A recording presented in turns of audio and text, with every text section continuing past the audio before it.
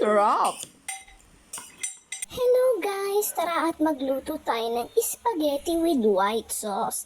Ang daddy kasi namin ay sobrang namimiss ng kumain nito. Eto nga at inihanda na ng daddy ang mga sangka. Mapakulo na nga rin pala ako. Katapos ko nga rin lang maglaba at ito magluluto naman. Pagkakulo nga ng tubig ay siya namang inilagay ko ang pasta. O ayan. At habang hinihintay ko nga na maluto ang pasta, ay siya naman niluto ko na ang sauce.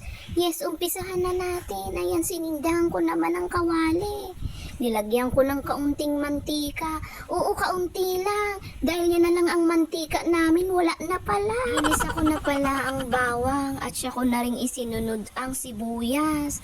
Ganyan naman talaga tayo. Palagi na lang naggigisa. Ito kasi yung naisipan naming lunch. Kahit papano, maiba naman. Lagi na lang rice. Sinunod ko na nga rin pala dyan ang bacon. O sa mga hindi pa marunong magluto dyan ng carbonara, eto yun. Pinaganda ko lang talaga. Spaghetti with white sauce lang ang inilagay ko sa caption. Mas masarap nga are kung ang ginamit natin ay butter, pero wala namang kaming butter, kaya cooking oil na lang. Tapos ang cooking oil ay unti pa. Kaya nilagyan ko na nga rin palang ng paminta at magic sarap. At nang magkalasa kahit papano.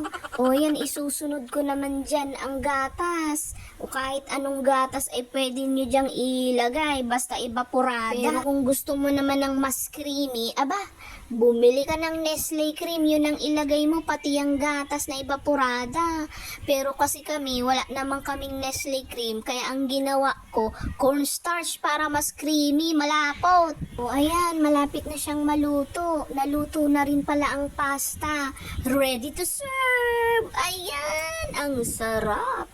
Yummy! O guys, magluto na rin kayo. Sana may natutunan na naman kayo kay Aling Wilma.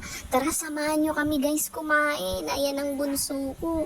Sarap na sarap siya. Walang pili ang bunso ko sa pagkain. Samantalang ang ate niya, ayan, kumain ng pasta na walang sauce. O hanggang sa muli, mga kananay. Maraming salamat sa inyong panonood. Please don't forget to follow, like, and share for more videos. Salamat guys. God bless you.